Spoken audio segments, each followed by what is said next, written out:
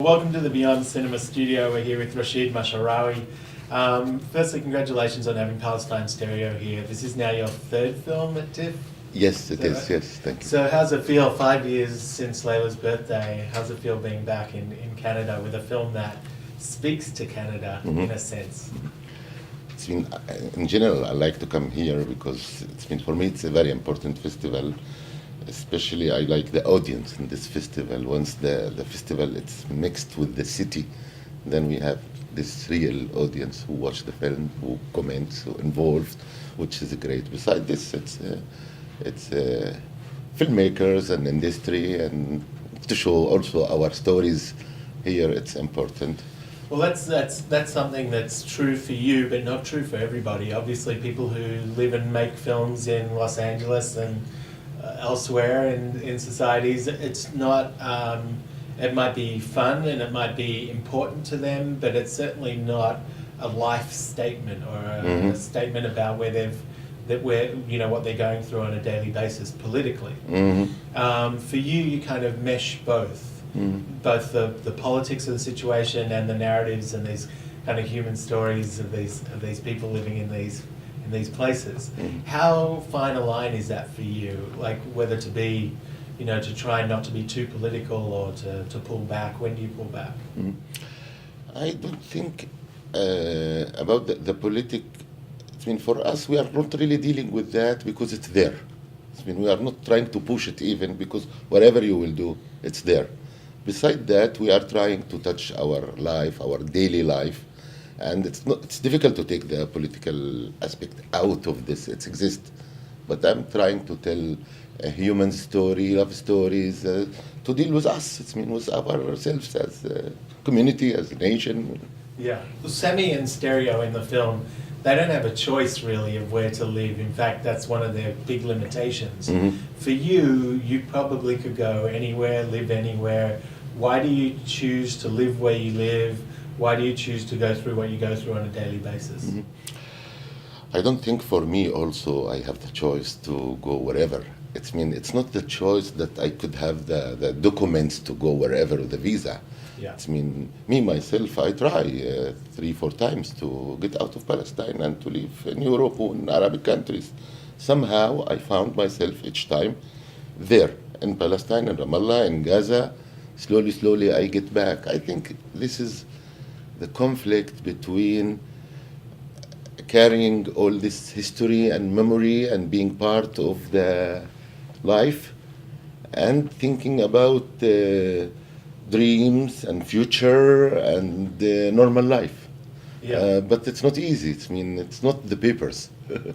It's inside. Yeah, it's where you and that's what what the film is largely about. It's where do you choose to build a life, and so for you, whether that choice seems voluntary or involuntary, obviously it's a strong consideration for you and the way you think about things. With these guys, they have homelessness and essentially a little bit of hopelessness at the start of the film.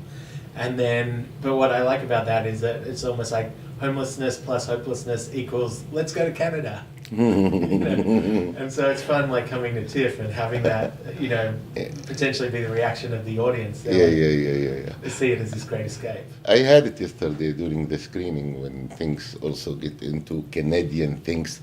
I got some reactions you could have only here, and this with these people and with this screen. But for me, Canada, it represents more the outside. It means the outside of Palestine. Maybe because of the Palestinians, when they think about immigration, they think about America, Canada, Scandinavian countries, because usually they did immigration to these places. But for the story, it's the outside. It's to dream about normal life from their own point of view. I believe in Canada you could have also people with problems. You could have homeless here. You could have other problems. But to look at this from Palestinian refugees after this attack and think about better life, it looks the freedom, the dream for them. You kind of like talking about these different countries and different cities. you know, I recognise on the film it mentions Palestine, but also Tunisia as a partner on the film, and France, and Norway, and the Emirates, and Italy, and Switzerland. How do all those different partners play into this product?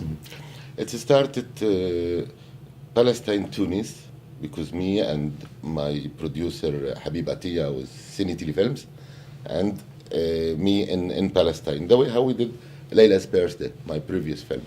And we started to work together to interest other people to join this production. You can find many names, but it's not a big budget. It's mean everybody a little, which is make it difficult to finance this kind of films. Once you have one or two addresses to give you enough money to make the film, it's easier, quicker, and less dealing with all the strategy of financing and co-production things. But for certain project like this one, you need to get a little from each place to manage to do it. So it takes us 1.5 years, Habib Atiyah and me, to manage all this co-production. Yeah. Is that why it's been 5 years since we've seen you? Is just putting together the logistics, or did you feel like you took a little bit of a break promoting Layla's birthday for a while? Not really. The reality is that Layla's birthday 2 years after here was running in many countries and in many festivals.